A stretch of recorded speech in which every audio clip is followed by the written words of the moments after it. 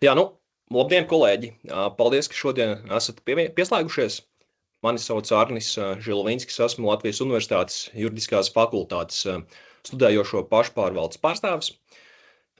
Tuvojas jūsu pirmā sesija. Tas ir laiks, kas pirmā kursa studentiem bieži vien saistās ar tādu kā lielu neziņu un satraukumu. Līdz ar to, lai ieviestu šo skaidrību un mieru, esam aicinājuši uz sarunu cilvēku, kur vārds, manuprāt, arī komentārus neprasa, un tā ir profesora Sanita Osipova. Viņa tieslietu nozari pārzina no pašiem attiecīgi pamatiem līdz augstākajai virsotnei.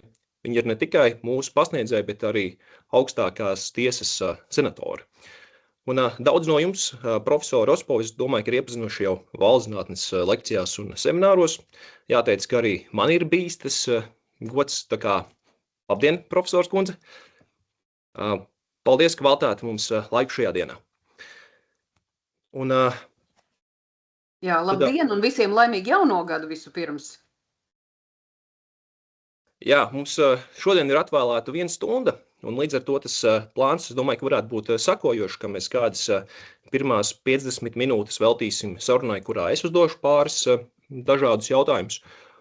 Aptuveni varētu būt kādas 5 minūtes atbildēji, un savukārt tad attiecīgi pēdējās 10 minūtes atstāsim studējošajiem jautājumu uzdošanai.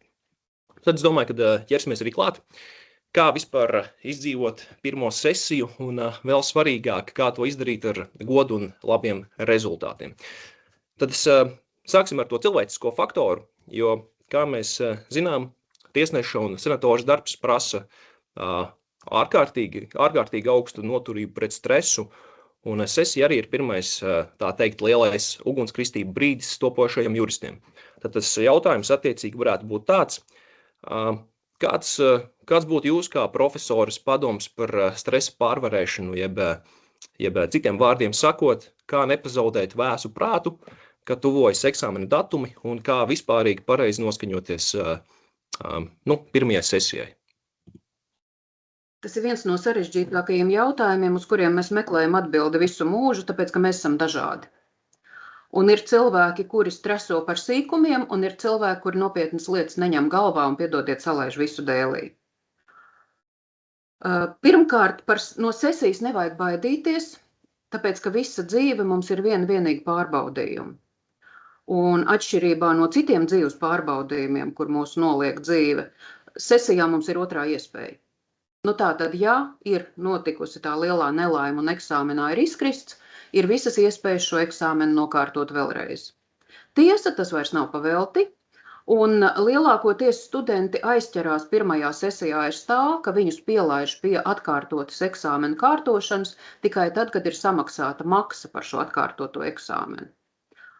Un es kā pasniedzējs varu laist iekšā tai atkārtotajā rakstīšanā tikai tos, kuri ir samaksājuši. Un tad tur sākās liela šļura ar pirmā gada studentiem. Es nezinu, vai jūs atceraties savu pirmo gadu un kā gāja kolēģiem, bet vienmēr ir nesaprašana, jo kontroldarba atkārtot pārrakstīšana ir pašsaprotama. Tur nav ne maksa, ne aizkavēšanās, tur ir laiks, tur ir telpa un viss notiek.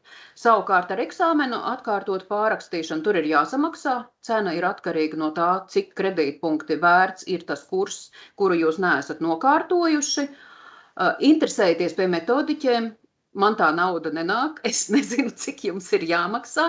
Es zinu tikai to, ka man katedras metodiķi, mūsu gadījumā Ilze Leonoviča, piestāda sarakstu ar tiem, kurus es drīkstu ielaist iekšā pārrakstīt. Un šī gadījumā tā problēma ir tāda, ka kamēr nav samaksāts, tikmēr nevar atvērt jums protokolu, kur ielikt jauno atzīmi. Tas viss ir diezgan sarežģīti uzbūvēts. Un tātad, ja jūs esat samaksājuši par šo atkārtoto eksāmenu, tad sūtiet vienkārši e-pastā katras katedras metodiķei. Jums pirmais pusgads ir lielā mērā ar tiesību teoriju un vēstures katedru saistīts, gan Latvijas tiesību vēsture, gan tiesību teorija, gan valsts zinātne. Tas viss ir mūsu katedrā, tātad jūs rakstat e-pastu Ilzē Leonovičai, un viņa atver protokolu un paziņo tālāk pasniedzējiem, ka jūs ir jāpielaiž pie šīs atkārtotās rakstīšanas. Kaut kā skumji sākās ar atkārtoto rakstīšanu, bet no iepriekšējiem gadiem zinu, ka tas ir klupšanas akmens pirmajam kursam. Okay. Jā, arī par stresu var tikai teikt to, ka piemēram, arī jebkuram aktierim pirms uzstāšanās arī ir stress. Tā ir principā normāla parādība. Un vienkārši ir jāmācās, kā to samazināt. Jūs varat man ticēt vai neticēt, es ļoti daudzus gadus eju 1. septembrī iekšā uz pirmo nodarbību, bet man joprojām ir stress, ko es satikšu auditorijā. Jo katra gada grupa ir pilnīgi atšķirīga. Ir grupas, ar kurām ir viegli strādāt, un ir grupas, ar kurām ir ļoti sarežģīti strādāt. Ir grupas, kurās ir kādi, kuri grib parādīt, ka viņi ir gudrāk par pasniedzēju, vai ir puiši, kur grib, lai pamana meitenes, ka viņi ir gudri, vai ir meitenes, kuras grib, lai pamana, ka viņas ir gudras. Tā ka, jā, stress ir normāla dzīves daļa, mums vienkārši ir jāiemācās ar to tikt galā. Nu jā.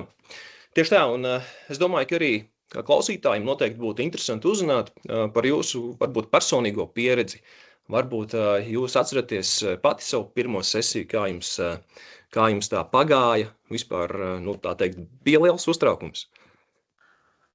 Ziniet, pabeidzot skolu, mēs nevaram būt gatavi augstskolai, tāpēc, ka augstskola prasa pilnīgi citu darba ritmu un darba stilu.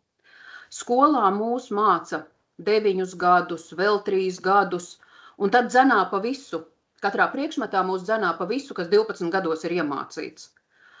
Augstskola prasa mobilizēties semestru ietvaros. Un pirmās sesijas rezultāti man bija sliktāki nekā vēlāko sesiju rezultāti. Es dabūju arī 1 trīnieku, kas tagadējā sistēmā būtu 1 piecinieks. Vēlāk es tiku pie teicamnieka stipendijas, tātad pamatā man bija 9-10 balvas mūsdienu šajās atzīmēs vērtējot, bet pirmā sesijā vienā no priekšmetiem es tiku arī pie šī viduvējā vērtējuma. Un eksāmenu gatavošanai var gatavoties visu mūžu. Es tikko kā tiesnesis arī liku eksāmenus. Tiesnešiem obligāti ir jāaiziet bērnu mācības, un tur bija īsā laikā jāapgūst milzīgs apjoms ar zināšanām, un tad kā mēs gatavojamies? Un tas ir jautājums. Ja jūs esat pielaisti sesijai, tas nozīmē, ka jūs esat izpildījuši visu to, kas ir nepieciešams, jo normāli katrs pasniedzējs ar semināriem, ar kontroldarbiem jūs gatavo eksāmenam. Proti tur parādās tas pirmkārt, kā pasniedzējs no jums prasa zināšanas un ko viņš uzskata par svarīgāko. Un gatavošanās es eksāmeniem parasti sāktu gatavoties jūsu vietā ar katra pasniedzēja slaidiem. Jo katrs pasniedzējs visu, kas ir viņuprāt vissvarīgākais, ieliek slaidos. Ja slaidi ir nepilnīgi, tad meklējiet tālāk to informāciju par to, kas ir minēts slaidos. Kādreiz mēs nestrādājām ar PowerPoint prezentācijām. Senos laikos, kad es sāku strādāt, visu to, ko es gribēju studentiem svarīgi pateikt, es rakstīju uz tāfeles ar krītu, un tas pazuda. Jums šobrīd jau ir privilēģijas pret tiem studentiem, kas studēja agrāk. Tātad jums ir tie slaidi, ko pārskatīt. Tajā gadījumā, ja jums nepietiek ar slaidiem, e-studijās ir publicēts katra kursa apraksts. Un gatavojoties eksāmenam, jums ir jāaiziet visiem tiem punktiem, kas ir minēti kursa aprakstā, studiju programmā, un normāli pie katras tēmas ir arī literatūra. Jums nevajag visu. Vēl viena lieta, kad jūs gatavojaties, jums vajag saprast, uz cik ballēm jūs gribat nolikt. Vai jūs gatavojaties vienkārši uz 4-5 ballēm, vai jūs gatavojaties uz 7-8, vai jūs gribat būt izcili uz 9-10 ballēm. Jo tas prasa atšķirīgu gatavošanās līmeni. Ja jūs gribat uz 9-10 ballēm, tad jums ir jāiegulda krietni lielākas pūles, un jums par šiem jautājumiem ir jāzina vairāk nekā pasniedzējs ir stāstījis lekcijās. Ja jūs ejat līdz 7-8 ballēm, jums pietiek ar to, kas ir iziets lekcijās, ko pasniedzējs ir stāstījis, un ja jūs ja jūs gribat 6-7 pa lielam, jums ir jāzina tas, ko pasniedzējs ir teicis, 8, jūs jau protat tās zināšanas izmantot un pielikt kaut ko no sevis. Tātad lielā mērā, gatavojoties eksāmenam, jums ir jāsaprot, vai jūs vienkārši gribat nolikt to eksāmenu, vai jūs jau ejat uz to, lai jūs arī turpmāk paliktu budžetā, vai tie, kas nav iekļuvuši budžetā, lai jūs turpmāk iekļūtu budžetā. Tātad, principā, jums ir jābūt stratēģijai, uz ko jūs ejat. Tieši tā, es arī varētu piebilst to, ka principā tāda pamata mācīšanās notiek tieši semināros, jo semināru laikā mēs arī praktizējamies, tā kā likt šīs zināšanas iegūtās lietā, vai ne, un tas arī ir tas, kas ir pamatu pamats. Labi, tad varbūt arī tāds jautājums, piemēram, ja salīdzina tos laikus ar mūsdienām, kuriem vispār ir tā teikt grūtāk studentiem, kuri studē šobrīd digitālajā laikmetā, vai tomēr jūsu studiju gados šīs prasības bija stingrākas? Jums noteikti šobrīd ir labāk mācīties viena iemesla dēļ, jo man savā laikā bija jāmācās priekšmeti, kuri bija ideoloģiski propagandas priekšmeti bez reāls jēgas, kā sociālisma politekonomija, piemēram, vai zinātniskais komunisms. Un tur vienkārši bija jāiemācās no galvas. Un savā veidā jūs tagad caur digitālo laikmetu esat atradinājušies mācīties no galvas. Tā ir prasme, kurai tomēr ir jābūt. Jo arī tad, ja jūs jau iespējams strādāsiet izmantojot digitālo saprātu, meklējot atbildes, bet cilvēkam vienmēr ir jābūt gudrākam par digitālo saprātu, cilvēkam vienmēr ir jākontrolē. Tātad viņš mums var palīdzēt apstrādāt informāciju, savākt informāciju, apkopot, sistematizēt, izvilkt no milzīga informācijas apjoma svarīgāko. Tai pašā laikā jums ir jābūt gudrākam, jo sistēmā vienmēr ir gļuki. Tas ir apmēram tā, kā es esmu ievērojis, ka nezinu, kāpēc studentiem vienmēr ir mazvērtības kompleks un liekas, ka blakus sēdētājs ir gudrāks par jums. Vai ne? Un tad liekas, ka ieskatoties blakus sēdētāja darbā, jūs dabūsiet pareizo atbildi. Un es ļoti bieži esmu redzējis, ka studenti nosvītro pareizo atbildi, ko viņi paši ir uzrakstījuši, un uzraksta to atbildi, kas nav pareizi, bet ko es ieraugu, piemēram, drīz pēc tam citos nodotos darbos, pie kam tās nepareizās atbildes bieži vien ceļo pa auditoriju, un jums liekas, ka jo vairāk cilvēki ir atbildējuši tā, un jūs paliekat mazākumā, jo drīzāk ir tas, ka viņiem visiem ir taisnība, un jums nav taisnība. Dzīvē tas tā nenotiek. Piedodiet, muļķība ir lipīga, un nepareizās atbildes ceļo pa auditoriju, un pirmkārt, jums ir jābūt gudrākam ne tikai par savu blakus sēdētāju, jums ir jābūt gudrākam arī par digitālo saprātu, jo digitālajā saprātā tieši tāpatās ceļo nepareizās atbildes. Es varu stāstīt stundām par šo tēmu, bet varbūt jūs mani iefigurējat tajos jautājumos, kas jums liekas būtiskāki tieši pirmās sesijas kontekstā. Labi, tad varbūt pāriesim pie tādas praktiskās puses. Kā zinām, attiecīgi arī vispār juristam ir jāspēj apstrādāt diezgan milzīgu informācijas apjomu. Un studentiem arī bieži vien šķiet, ka ir jāiemācās principā pilnīgi viss no galvas. Līdz ar to tas jautājums varētu būt tāds. Materiāla apjoms ir liels. Kāda varētu būt jūsu stratēģija vai ieteikums, kā neapmaldīties šajā informācijā un izfiltrēt būtiskāko? Vai tiešām, lai sasniegtu augstākos rezultātus, ir jāizlasa viss, kas ir sarakstā minēts attiecīgi literatūrā? Lielā mērā es savus literatūras sarakstu stādu jau tiem, kas rakstīs studiju darbus. Es ielieku tur iekšā visu to, kas ir tēmā, un tie, kas pētīs dziļāk vai studiju darbos vai bakalaura darbos, viņiem tas ir pirmsākums taciņai, pa kuru iet. Es vienmēr sāku ar tie, kas mani ir dzirdējuši lekcijās, es neko jaunu nepateikšu. Es sāku ar to, ka es noskaidroju jēdzienus. Jo vislielākās aplamības notiek tad, kad jums uzdod jautājumu un jūs nesaprotat, kas jums vispār ir prasīts. Un pirmajā gadā vissarežģītākais ir ieiet juridiskajā terminoloģijā, jo juridiskā terminoloģija un zinātniskā terminoloģija atšķirās no sadzīviskās runas. Piemēram, arī ievads civiltiesībās. Jā.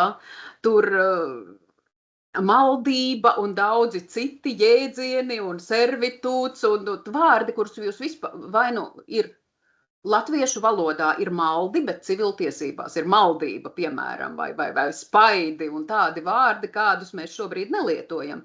Tātad pirmkārt jums ir jāzina, ko no jums prasa. Valodu apgūstiet, tai brīdī, kad jums ir skaidri jēdzieni, ar kuriem šajā priekšmetā jums nākās saskarties, tad jūs mācaties tālāk. Vislielākais rezultāts, protams, ir sākt nevis tagad mācīties, bet no 1. septembra mācīties. Bet šobrīd tas jau ir nokavēts, bet es domāju, ka ja jūs esat tikuši pie eksāmena, tad jums tās zināšanas jau kaut kur ir nosēdušās. Vislielākā kļūda ir pārmācīties. Es esmu redzējusi studentus, kuri patiešām ir mācījušies, bet beigās noliek to pašu kontroldarbu uz nesekmīgu atzīmi, tāpēc, ka visi sagājas putrā. Un tad jums ir jāsaprot, kā jūsu smadzenes vislabāk uzņem informāciju. Es, piemēram, esmu cīrulis. Es nekad nevarēšu mācīties līdz 2 naktī no rīta piecelties un sekmīgi nolikt eksāmenu. Man tas nestrādā.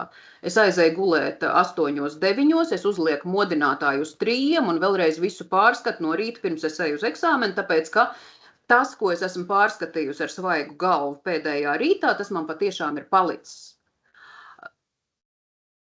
Ir cilvēki, kuri ir pūces, kuri var mācīties pa nakti. Nekad nemācieties vienlaidus, jūs vienmēr katrs jūtat to brīdi, kad smadzenes vairs neņem pretī. Un tas ir tāpatās, kā rakstot, piemēram, kādu, jums bija zinātniskie pētījumi, skolā jāraksta. Kad jūs ļoti ilgi strādājat pie kādas tēmas, vienā brīdī jums rosols iestājās smadzenēs. Un tad vienkārši tas darbs ir jānoliek un jāsāk darīt kaut kas cits. Jūs varat iet vannā, jūs varat iet pastaigāties, jūs varat paspēlēties ar suni, jūs varat aiziet iepirkties, jums ir vienkārši jāatslēdz smadzenes. Jo ir kaut kāds moments, kad tas, ko jūs liekat iekšā galvā, nevis nosēžās galvā, nevis papildina iepriekšējās zināšanas, bet tā kā ceļot kāršu namiņu. Tas, ko jūs esat ielicis pēc tā brīža, kad jūs jūtat, ka smadzenes vairs neņem pretīm, izjauc visu kāršu namiņu un patiesībā jums ir jāsāk tikpat kā no nulles. Un vēl viena liela lieta ir tas, ar ko mēs sākām ar stresu. Patiesībā stress ir normāli, bailes ir nenormāli. Jums nav jābaidās ne no pasniedzēja, ne no eksāmena. Tas ir vienkārši, tā kā datorspēlēt tikt nākamajā līmenī, un jums ir vēl dzīvības. Skatieties uz to, kā uz datorspēli. Jūs esat sagatavojušies, jūs esat iegādājušies, es nezinu, vai sēklas, ko sēt, ja jums ir ferma, vai ieročus, ka jūs karojat, tātad jūs esat sarūpējis visu, lai datorspēlē tiktu nākamajā līmenī. Nākamais līmenis ir eksāmena nolikšana. Ja jums neizdodas, jums ir vēl viena dzīvība. Jums ir vēl viena dzīvība pēc tam. Tātad patiesībā ir 2 eksāmena kārtošanas reizes, tikai 3. reizē, kad jūs rakstat eksāmenu, viņu vairs nelabos tas pats pasniedzējs, bet labos komisija 3 citi pasniedzēji no katedras. Jo gadās arī tā, ka studentam ir nesavienojamība ar pasniedzēju. Tas ir atsevišķs stāsts. Tātad par to, kā mēs mācamies, vispirms saprotiet, kas jūs esat un kā jūs uztverat informāciju. Cilvēki ir 3 tipu. Ir vizuālisti, audiālisti un kinestētiķi. Vizuāli cilvēki uztver informāciju rakstītu. Man pirmajā reizē, kad es sāku strādāt par pasniedzēju, pirmajā sesijā, bija mutvārdu eksāmeni, un es kā jaunais pasniedzējs vēl no rīta pārskatīju visas grāmatas, lai es pati nesajauktu, jo students man stāsta, man ir jānovērtē uzreiz, bet es par sevi arī vēl neesmu droša, un es pārskatīju visas grāmatas, un man tagad nāk priekšā students, un stāsta visu to, ko es esmu redzējis grāmatā, pat ar pauzēm, tur, kur sākās jauna rindkopa. Es biju pilnīgi pārliecināta, ka tas students ir norakstījis. Tā nevar būt, ka atcerās visu tekstu no galvas, turklāt vēl ar rindkopām. Man pašai arī ir diezgan laba redzes atmiņa, un es atcerējos to tekstu, ko es šorīt biju pārskatījusi. Es viņam uzdodu citu jautājumu. Tas students padomā kādas 30 sekundes un tieši tāpatās atbild kā no grāmatas teksta. Viņam ir fantastiska vizuālā atmiņa. Viņš savā priekšā redz to lapu, no kuras viņš ir lasījis. Ja jums ir vizuālā atmiņa, šādā veidā arī mācieties, bet tas, ka viņš ir iemācījies no galvas, nenozīmē, ka viņš dabūs 90 balvas. Bieži vien vizuālā atmiņa nenozīmē, ka tas, ko jūs esat atcerējušies, jūs to arī esat sapratuši. Un tajā brīdī, kad uzdod jautājumu pēc jēgas, ko ar to visu darīt, jūs esat, bet grāmatas autors šo jautājumu nav izvirzījis, vai konspekta autors šo jautājumu nav izvirzījis, un ja jūs nevarat atbildēt un izmantot tās zināšanas, tad tās augstākās atzīmes nebūs, protams. Tātad vizuālais atcerās to, ko viņš ir redzējis ar acīm. Audiālais lasiet kaut vai skaļi sev priekšā. Tāpēc, ka jūs atceraties to, ko jūs dzirdat, un tie ir tie studenti, kur sēž lekcijās un nekonspektē. Viņi atcerās to, ko viņi ir dzirdējuši. Viņi piekonspektē varbūt kādus atsevišķus punktus, kādus jēdzienus, bet pa lielam viņi atcerās to, ko viņi ir dzirdējuši, un šādiem studentiem, piemēram, varētu palīdzēt arī ierakstītas lekcijas. Viņš noklausās 2, 3 reizes, un viņš to ir apguvis. Ar kinestētiķiem ir nedaudz grūtāk. Kinestētiķi ir tie, kuri ar garšu, ar tausti, ar ožu uztver pasauli un tur ar to atmiņu. Es nezinu, kā nostiprināt, bet es ceru, ka jums tomēr ir vai nu tā audiālā, vai nu tā vizuālā pasaules uztvere un trenējiet to. Es esmu pamanījusi, ka es esmu kinestētiķis. Nu, kā var atšķirt, vai jūs esat audiālais vai vizuālais vai kinestētiķis? Kā jūs pērkat maizi? Ja jūs esat vizuālais, jūs apskatāties maizei derīguma termiņu. Ja jūs esat audiālais, jūs paprasat pārdevējai, vai tā maize ir svaiga. Ja jūs esat kinestētiķis, jūs pamīcat, vai viņi ir mīksti un jūs mēģināt pasmaržot. Tātad jūs uztverat ar citām maņām. Nu, tātad es esmu tas kinestētiķis, kuram patīk pačamdīt un apostīt, bet gadiem ilgi lasot lekcijas, es esmu kļuvusi par šo audiālo tipu. Un jūs redzat, ka arī daudzi dziedātāji aizver acis un dzied. Viņš viss ir skaņā. Viņš uztver pasauli caur ausīm. Un es savā laikā, man bija jāliek mutiski eksāmeni, mēs kursā gandrīz kritām ārā vienā priekšmetā, tāpēc, ka tur pasniedzēja, tad, kad uzklausa studentus, aiztais acis, un mums likās, ka viņi snauž. Viņi bija kundzīti krietni gados, pār pa 70, un mums likās, ka mēs varam stāstīt jebkuras muļķības, tāpēc, ka viņi guļ. Tas bija pilnīgs muļķības, tāpēc, ka viņa bija šis audiālais tips, un viņa visu uzmanību koncentrēja uz to, ko mēs runājam. Tātad, ja jūs esat vizuālais tips, lasiet pēc iespējas vairāk informācijas ar pauzēm, lēnā garā, lādējiet galvā. Ja jūs esat uz ausīm, ar dzirdi uztverat, lasiet skaļi, klausieties lekcijas, un tieši šiem studentiem noder kopā mācīšanās, kad kāds lasa priekšā, kopā pārrunā, viņi vislabāk atcerās. Es arī studiju laikā, es pati esmu Rīgas meitene, bet es braucu uz kopmītnēm, kuras ir turpat, kur jums ir kopmītnes, un mēs pa 3 pa 4 kopā gatavojamies eksāmenam, katrs bija iepriekš sagatavojis kaut kādu daļu, mēs lasījām, mēs pārunājām, mēs diskutējām, un ticiet man, tās zināšanas tādā veidā nostiprinājās vislabāk. Bet to es arī atkodu tikai kādā 3. studiju gadā, un arī uz gala eksāmeniem es gatavojos kopā ar studiju biedreni, tad mēs lielākā grupā negatavojamies, mēs gatavojamies 2. Pirmkārt, katrs no šiem studentiem, kas kopā gatavojās, paņem kaut kādu jautājumu grupu un izpēta sīkāk, tad viņš atreferē pārējiem, vienkāršā studentiem saprotamā valodā, nevis tā kā runā pasniedzēji. Un tas arī paliek. Es nezinu, kāpēc, bet mēs savus draugus dzirdam labāk nekā savus pasniedzējus. Nu jā, un tad jautājums, kā ir ar šo gatavošanos, jo bieži vien īstenībā dzirdam dažādus viedokļus par mācīšanos grupās, un vai jūs ieteiktu studentiem kooperēties, diskutēt un apgūt teoriju kopā, vai tomēr labāk apgūt vienatnē? Atkal tas ir atkarīgs no tā, kā jūs uztverat un kā jūs atceraties. Ja jūs tīri uztverat šos rakstītos tekstus, tad visdrīzākais tas, ka kāds blakām čabinās, jums traucē. Jūs neesat tas tips, kurš var mācīties grupā. Ja jūs esat tas, kurš ir šis kinestētiķis vai šis audiālais, kurš iet uz dzirdi, jums tā grupa der. Tātad vispirms jums ir jāsaprot, kas jūs esat. Vai jūs esat flegmātiķis vai jūs esat sangvīniķis. Ja jūs esat flegmātiķis, vai tas otrs lēnais tips, jums ir jāgatavojās ilgi, jums zināšanas iet galvā grūti, bet tad, kad viņas jums ir iegājušas galvā, viņas tur labi saglabājās. Tātad jums ir jāsāk ļoti saulaicīgi gatavoties, ja jūs esat šis tips, kurš vispār dzīvē reaģē lēnāk, uztver lēnāk, ir jāiegūt lielāks puls, bet rezultāts ir labāks. Savukārt holēriķi, sangvīniķi, viņi uztver ātri, bet viņi tikpat ātri aizmirst. Un tur ir jāpiestrādā pie tā, lai atcerētos. Nu tātad, ja jūs esat flegmātiķis, jums ir jāsāk gatavoties krietni pirms eksāmena. Ja jūs esat sangvīniķis, jums noder arī tas, ka jūs atkārtojat pēdējā brīdī, jūs ļoti labi atcerēsieties, es esmu sangvīniķis. Es varu apskatīties, tad, kad es to eksāmenu esmu nolikusi, es pusdienu atpūšos, ķeros pie nākamā, man tas iepriekšējais ir izlidojis no galvas lielā mērā, man viņš netraucē apgūt nākamo. Bet kaut kur jau visi mūsu priekšmeti satiekās, un tad, kad jums ir vērtējot studiju kursus, jāatbild uz jautājumu, vai priekšmets dublējās, tas jautājums ir dumšs. ja tas priekšmets nekur nesaskartos ar citiem priekšmetiem, tad jums neveidotos priekšstats par tiesībām vai par tiesību zinātni kā par sistēmu.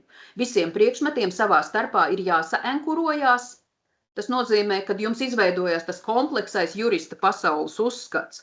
Un tas ir, jums šobrīd ir jāgatavojās ne tikai sesijā, bet pirmais gads jums ir ļoti sarežģīts, jo jūs no cilvēka visēdāja, viszinātāja, par kādu jūs sagatavo vidusskola vai ģimnāzija, kurš ir mācījies, jūs kļūstat par speciālistu. Un jūsu pirmā izglītība pilnībā maina jūsu personību. Un tie, kuriem jurisprudence ir otrā izglītība, viņi nekad nebūs tādi paši, kā tie, kuriem jurisprudence ir pirmā izglītība. Nu, pie mums nāk pēc žurnālistiem, pie mums nāk pēc filozofiem, pie mums nāk pēc politologiem. Viņiem ir grūtāk. Tāpēc, ka viņiem jau tas pasaules uzskats un kā pareizi vērtēt, kā pareizi mācīties un kas ir svarīgāks, ir iebūvēts citā priekšmetā. Un viņi arī tālāk dzīvē domās savādāk. Es nezinu, vai jūsu vidū ir kāds, kuram tā ir otrā augstākā izglītība, bet katru gadu tādu studenti ir, un patiesībā viņiem ir grūtāk, tāpēc, ka viņiem ir jālauž. Un es arī sevi esmu lauzus dzīvē vairākas reizes. Tad, kad es sāku strādāt universitātē, es biju ļoti jauna, tikko kā es pabeidzu universitāti 23 gados, tā es jau biju auditorijas priekšā rudenī.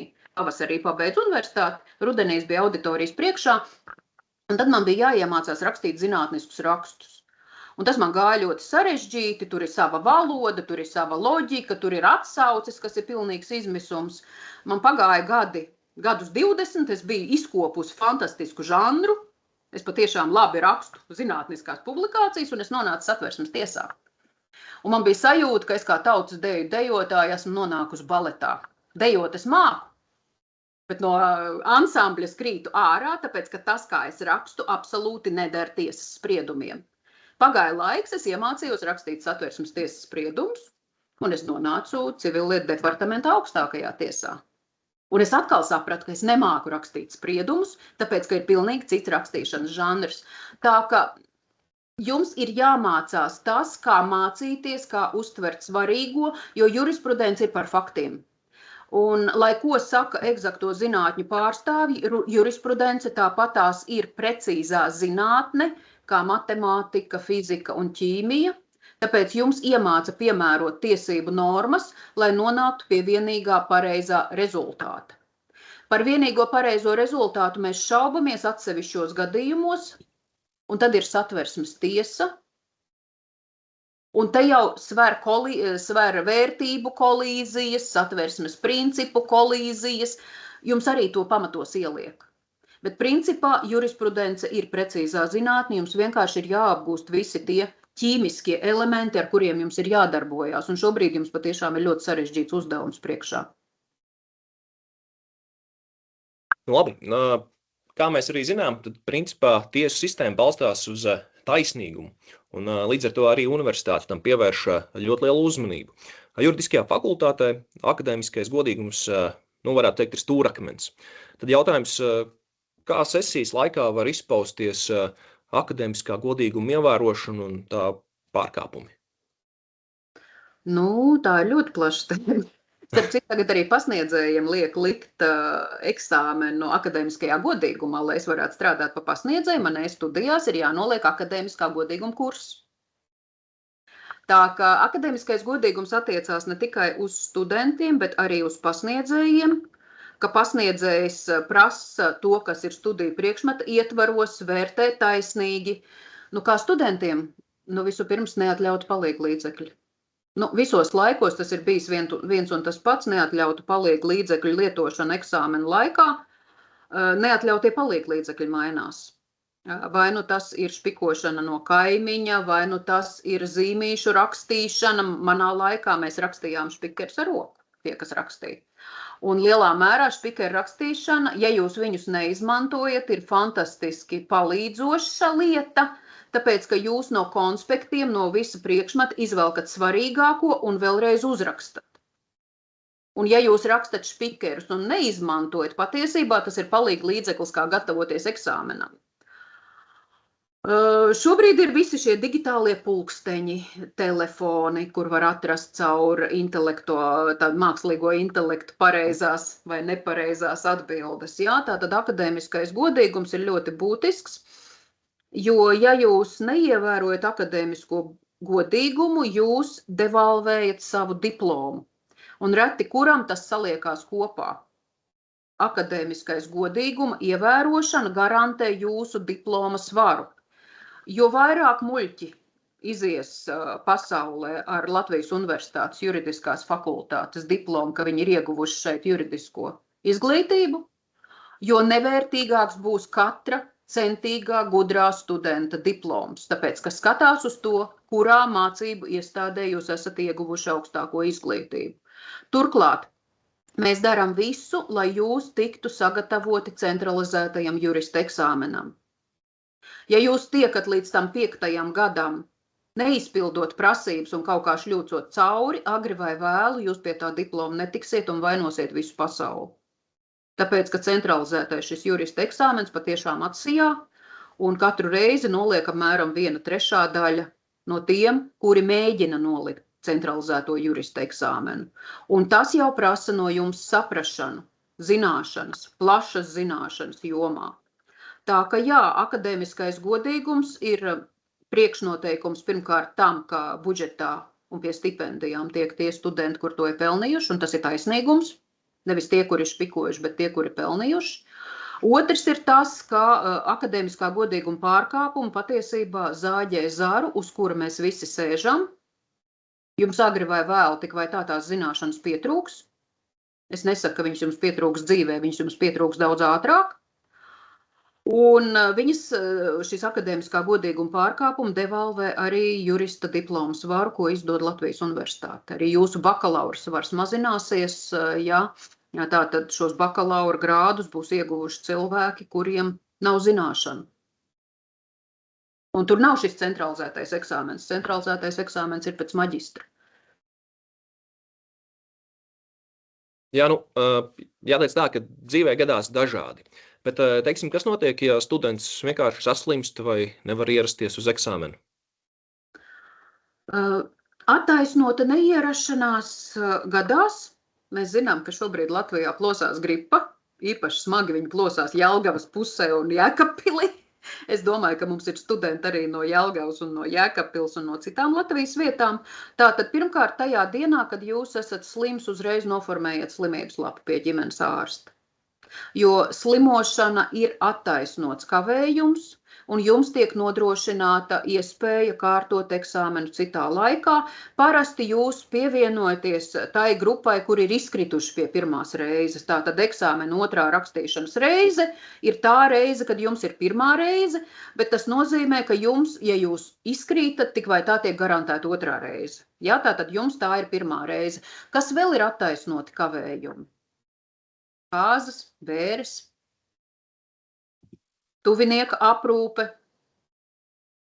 bet šī gadījumā jums ir jāvēršās. Tātad, ja jūs skatāties uz noteikumiem par studiju kursa sekmīgu apguvi Latvijas Universitātē, juridiskajā fakultātē, tad tur ir arī noteikts, ko darīt.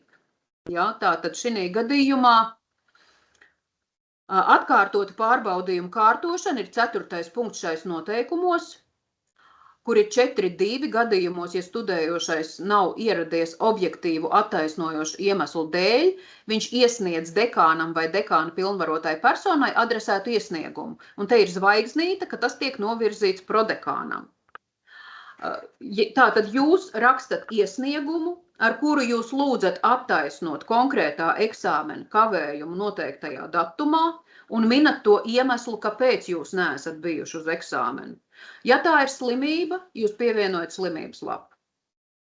Es negribu runāt par bērēm un citām tādām lietām, bet arī tur tātad ir šie attaisnojošie dokumenti, kas varētu tikt pielikti, vai arī tad jūs ejat uz sarunu, jums notic un tā attaisnojošā dokumenta nav klāt, kaut gan jūs zinat, ka juristi ir lieli formālisti un mums visur vajag, lai papīrīts būtu pievienots.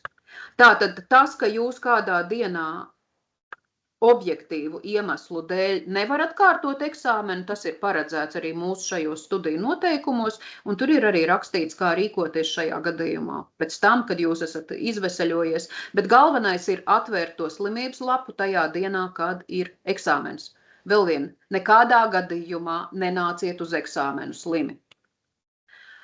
Studenti ļoti sāp galva, pa degunu nāk asinis, bet viņš negrib kavēt, viņš ir ļoti apzinīgs, viņš ir izmācījies, viņš ir gatavs tajā dienā un viņš atvelkās uz eksāmenu. Ziniet, jūsu atzīme nebūs tāda, kādu jūs esat gaidījis vai pelnījis. Turklāt jūs, ja tas ir vīrus, apdraudat savus studiju biedrus. Tātad, ja jūs esat slims eksāmena dienā, ņemiet slimības lapu un nāciet kārtot pēc tam. Jā, tad varbūt tad visbeidzot par bailēm un neveiksmēm paturpināsim vēl nedaudz. Daudz pirmā kursa studenti māc domāt, ka, teiksim, viens slikts vērtējums visu sabojās. Tad jautājums varētu būt tāds, kā nebūt demoralizētam, ja, piemēram, šo pirmo reizi eksāmenu nokārto nesekmīgi vai arī ar attiecīgi zemu vērtējumu?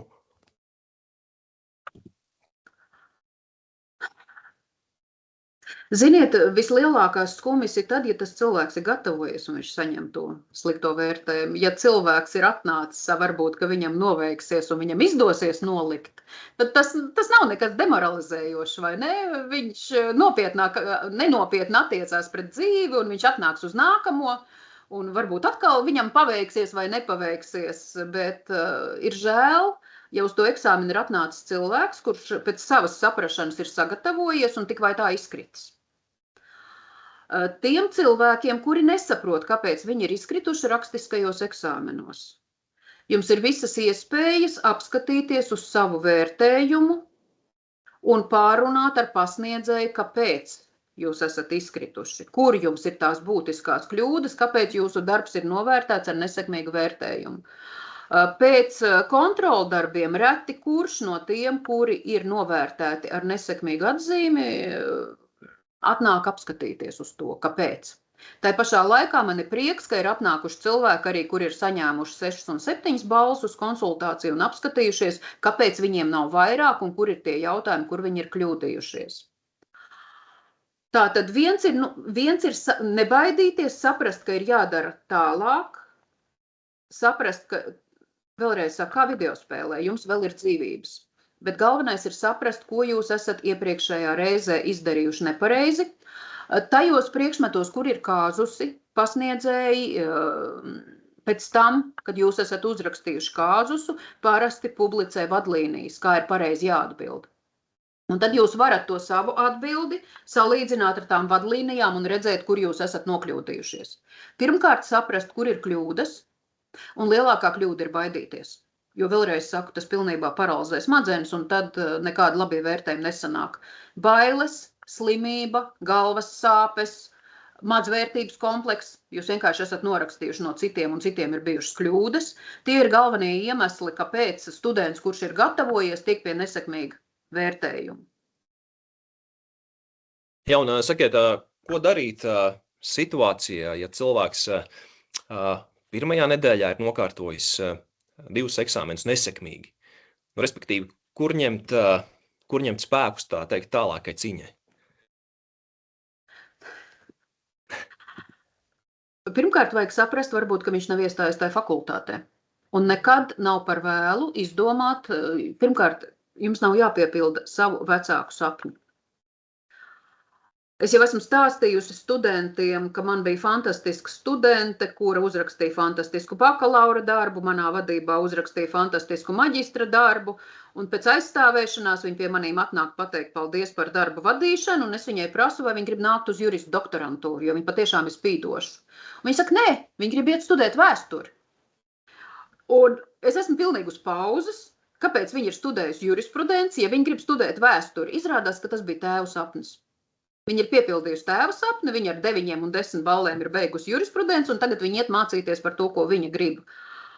Tā ka, pirmkārt, ja jums galīgi nesekmējās jurisprudence, ja mani, piemēram, būtu ielikuši studēt matemātiku, fiziku vai ķīmiju, es nebūtu pabeigusi 1. kursu.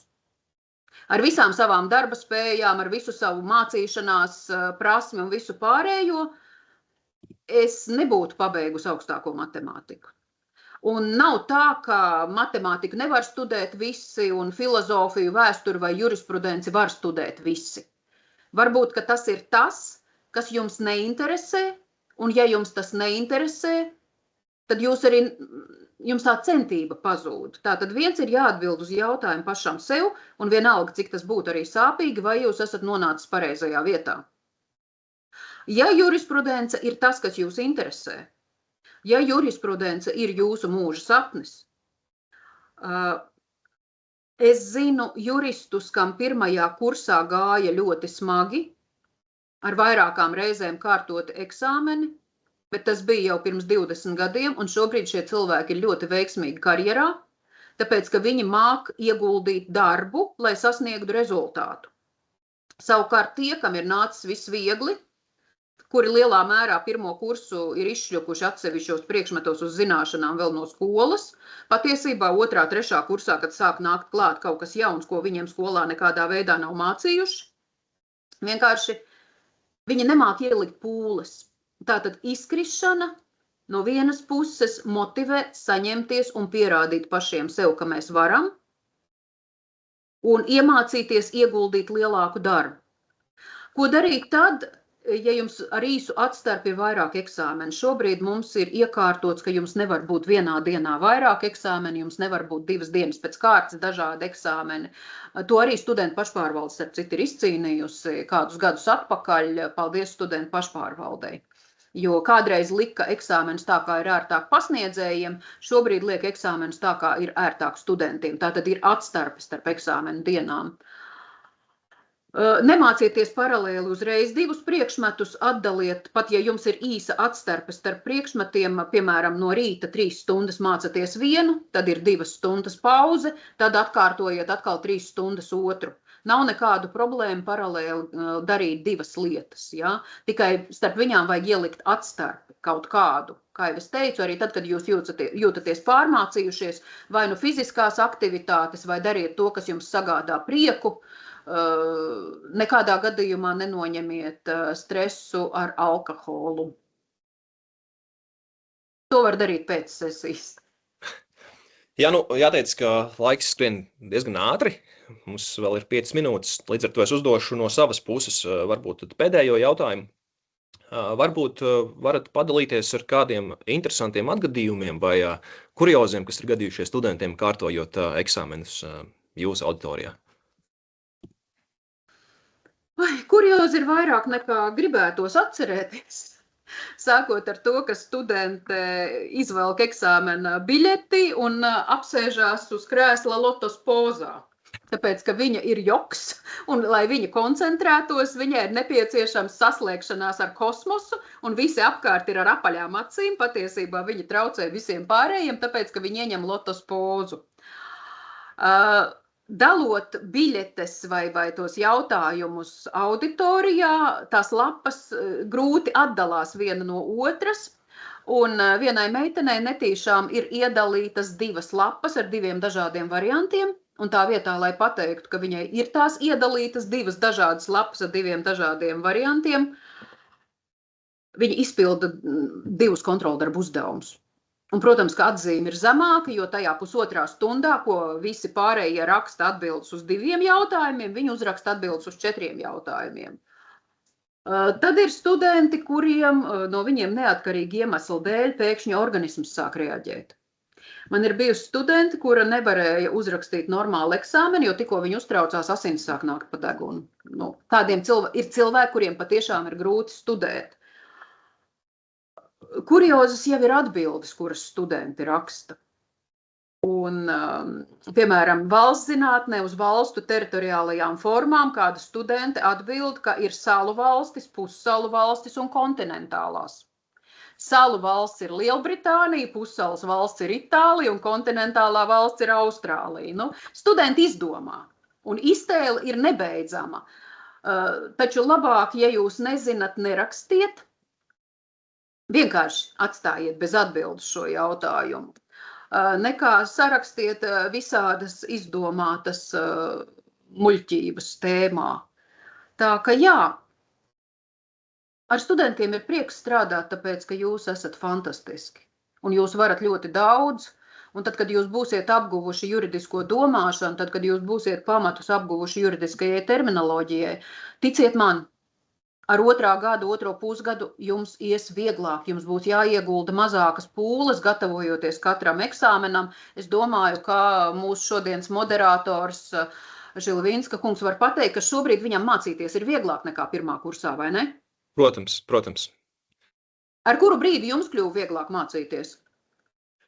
Principā otrajā kursā bija jau skaidrs, kam vairāk pievērst uzmanību, kam mazāk, un līdz ar to es sapratu to, ka ļoti ātri, kad jāpievērš lielāka uzmanība ir tieši semināriem, jo semināros mēs šīs iegūtās teorētiskās zināšanas liekam lietā un arī pārbaudām, līdz ar to ļoti daudz, kas balstās tieši uz semināriem. Un faktiski, ja visu dara semināros, teiktu, ka 7-8 var ļoti mierīgi nopelnīt jebkurā priekšmetā. Arī mana pieredze ir tāda, ka pirmais kurs vienkārši ir jāpārdzīvo. Pirmajā kursā ir jāiegulda vairāk darba, vairāk neatlaidības, un nepārdzīvojot, ja atzīmes būs zemākas. Īpaši smagi jūtās tie, kuri skolā savā klasē ir bijuši izcilnieki un šobrīd vairs nav.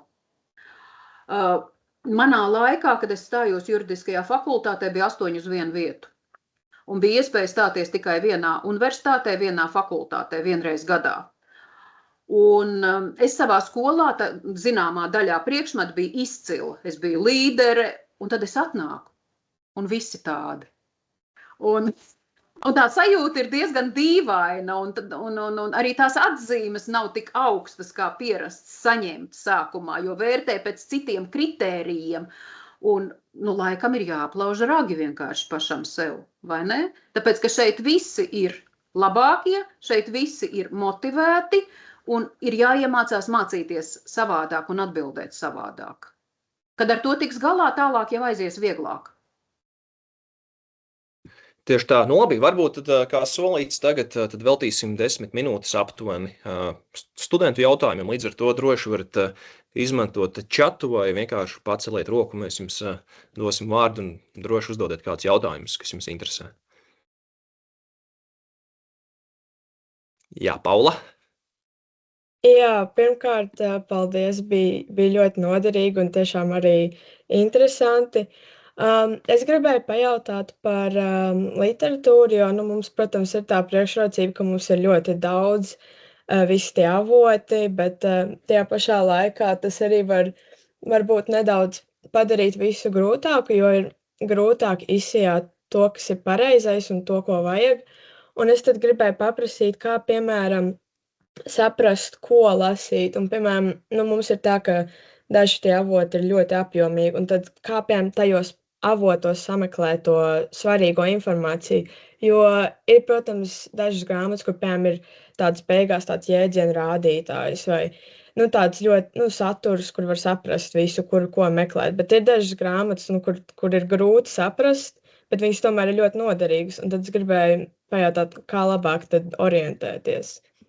Tā tad lieciet kopā kursa aprakstu, kuri visi tie punkti, visi tie jautājumi, kas studiju kursā ir izieti, jo grāmatās bieži vien ir iekšā vairāk nekā no jums studiju kurs prasa.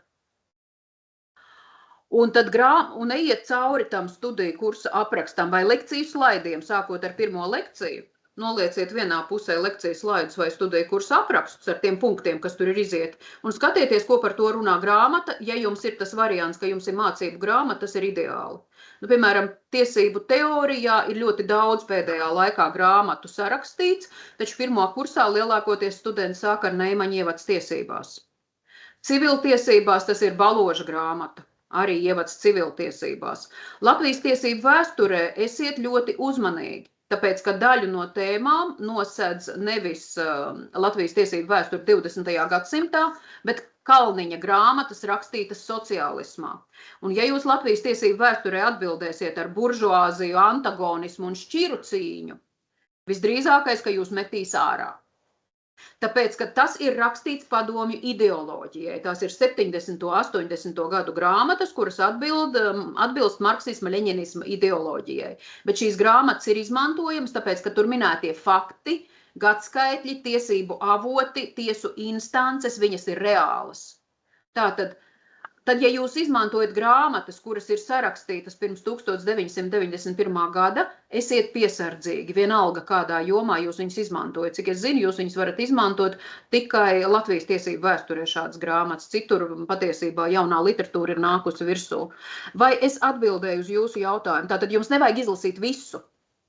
Jums vajag iziet cauri tiem punktiem, kuri jums ir mācīti, vai nu pēc slaidiem, vai nu vēl konspektīvāks variants ir tas kursa apraksts vai šis priekšmeta plāns, ja? Jūs izejat viņam cauri un saprotiet, ka jūs visu esat apguvuši.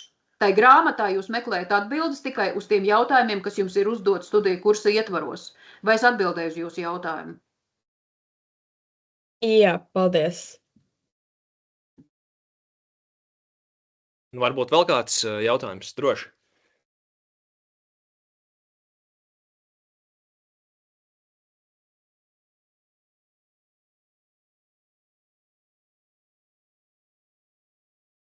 Es varu uzdot vienu jautājumu.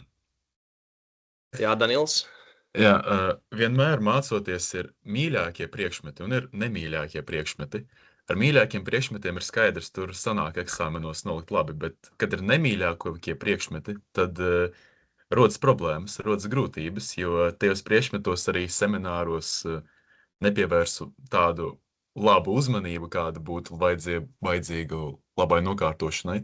Kā jūs ieteiktu tos tieši nemīļākos priekšmetus, tā kā subjektīvi nemīļākos priekšmetus nokārtot? Vai nemīļākais priekšmets ir daļa priekšmeta satura vai daļa pasniedzēja? Tāpēc, ka tad ir divas dažādas atbildes. Dēļ priekšmeta satura. Vai pasniedzējs skaidroja tā, ka jūs sapratāt, ko pasniedzējs stāsta? Man bail, ka tā varētu būt tiesību teorija. Es domāju, vispārīgi. Es saprotu vispārīgi, bet es arī pirmajā kursā lauzu zobus ap tiesību teoriju, tāpēc, ka kā teorija viņu izprast ir diezgan grūti. Tas ir vienkārši kā piespiešanās, tā kā iet peldēties augstā ūdenī. Jums ir jāsaprot, ka jūs pie tā labā netiksiet, ja jūs šito neizdarīsiet. Tā motivācija ir vienkārši tikt tālāk. Es jūs nevaru pastāstīt recepti, kā iemīlēt Raini vai Lermontovu vai kaut ko, bet ja jums tas ir jāapgūst un ja tā ir daļa no programmas, tad vienkārši ir jāsakož zobi un jādara. Pie kam es saprotu, ka ar tiem mīļākajiem priekšmetiem jums sesijā tas darbs jāiegulda būs ļoti maz, jo jūs viņus esat apgūst semestra laikā.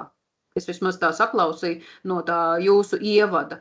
Tad tam nemīļākajam priekšmetam jūs varat veltīt vairāk laika. Bet ticiet man, tie nemīļākie priekšmeti nav ielikti tāpēc, ka pasniedzējiem slodzes nebūtu, bet tāpēc, ka jums viņi ir nepieciešami. Un ja runa ir par teoriju, tad es pati teoriju atkodu 3. studiju gadā. Man nebija bakalaurs un maģistrs, es mācījos 5 gadus pēc kārtas no vietas, bet tajā brīdī, kad jūs esat ar saprašanu procesuālajās un materiālajās tiesībās, jūs pēkšņi saprotat arī tiesību teoriju. Žilvinska kungs, kā jums gāja? Viss bija kārtībā. Jums jau 1. gadā pieliec tiesību teoriju? Nē, protams, ka tādā ziņā, ka tas viss ir nostabilizējies. Bija jāieliek darbs, bet jā. Man tiešām nebūs receptes, kā nemīlamos priekšmetus padarīt mīļākus. Tas tāpatās kā mājas darbus darot, uztīrot dzīvokli, taisot, ēst, vēl kaut ko. Ja dzīvo viens cilvēks, viņam ir jādara viss, gan tas, kas viņam patīk, gan tas, kas viņam nepatīk. Tai brīdī, kad jūs būsiet pārī un sāksiet tos darbus dalīt, tad varbūt izrādās, ka tas, kas jums nepatīk, tam otram tīri labi patīk, tad būs vieglāk. Bet kamēr jums ir jācīnās vienam pa dzīvi, tur nav variantu, tur ir jāsakož zobi vienkārši un jāiet uz priekšu. Arī jurista darbā jums būs jūsu profesijā tas, kas jums patīk un tas, kas jums nepatīk. Piemēram, tagad skatot civillietas, es esmu uz ģimenes darba un dzīvokļu lietām. Tur, kur, piemēram, vecāki nevar sadalīt bērnu, un tam bērnam jau sākās veselības problēmas, piedodiet, man nav tikšanās ar cilvēkiem, kasācijas instants netiekās ar cilvēkiem, bet jau lasot lietas materiāls man reizēm gribētos tos pieaugušos vecākus sapurināt un pateikt, ka viņi ir pilnīgi idioti un neviens no viņiem nav pelnījis to bērnu. Jo, ja bērnam sākās valodas raustīšana un čurāšana gultā tikai tāpēc, ka vecāki manipulē ar viņu, lai katrs dabūtu bērnu savā pusē. Tā ka saprotiet, ar to nemīļāko tikt galā jums nāksies arī jurista darba dzīvē. Lai cik interesants darbs, ja jūs būsiet advokāts, jums būs nepatīkami klienti, ja jūs būsiet prokurors, jums būs tādas lietas, no kurām jums mati celsies stāvus. Tā ka, jā, ir, kā lai saka, katrai maizei ir savu garozu. Paldies! Labi, tad mums vēl 2 minūtes ir, vai ir kāds jautājums?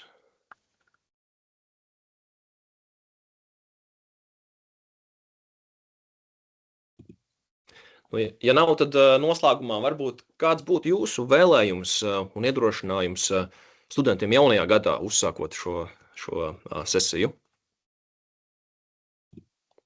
Pirmkārt, es esmu ļoti laimīga ar šī 1. gada studentiem. Ir vienkārši fantastiska grupa. Un es jūtu, ka attālinātā mācīšanās uz šiem studentiem nav atstājusi tik lielu iespaidu kā uz iepriekšējiem gadiem, jo, piedodiet, attālinātā mācīšanās noteikti atstāja iespaidu uz to, kā cilvēks strādā grupā, kā komunicē ar studiju biedriem, un tūliņ pēc tam, kad no Covid izlaida ārā bērnus, tad 1. gads bija tā, ka viņi skatās nevis uz pasniedzēju, bet viņi skatās ekrānā. Viņi nemāk ar cilvēku normāli strādāt. Tā ka jums nākotne rādās spožākās krāsās, jūs jau mākat mācīties no galvas, jūs jau mākat savā starpā komunicēt, un nebaidieties no pasniedzējiem. Man galvenais novēlējums ir tāds, mēs strādājam Latvijas universitātē, tāpēc, ka mēs mīlam studentus. Un nāciet uz konsultācijām, pārunāsim, ja jums ir problēmas, nemēģiniet risināt vieni, meklējiet atbalstu. Es zinu, ka arī studentu pašpārvalde. Ir tie gadījumi, kad ir konflikts starp pasniedzēju un studentu. Un tas ir tas nepatīkamākais. Es ceru, ka neviens no jums tajā vēl nav iekūlies. Tad kā šos konfliktus risināt? Pirmkārt ir katedras vadītājs. Neskrieniet uzreiz pie dekāna vai pie rektora. Katrs pasniedzējs strādā katedrā, tur ir katedras vadītājs, kuram pienākums ir palīdzēt risināt šādus konfliktus. Es pati kādu laiku arī esmu bijusi katedras vadītājs. Reizēm turpat nav konflikts, tur ir vienkārši nesaprašanās starp studentu un pasniedzēju, bet ir vajadzīgs tas vidutājs, kurš saliek visu pa vietām. Galu galā jums ir arī studentu pašpārvalde. Necīnieties ar savām problēmām vieni. Jūs esat lielā, draudzīgā Latvijas Universitātes juridiskās fakultātes saimē. Mēs visi šeit esam, lai katram no jums palīdzētu. Un mums izdosies. Laimīgi jauno gadu! Jā, labi, tad liels paldies, Ospavas kundze, par jūsu atklātību un vērtīgajiem padomiem. Tad, kolēģi, paldies, ka klausījāties, un tad lai jums visiem veiksmīgi 1. sesija. Saglabājam vēsu prātu, un tad jau tiekamies eksāmenos, tad lai jums izdodas. Atā!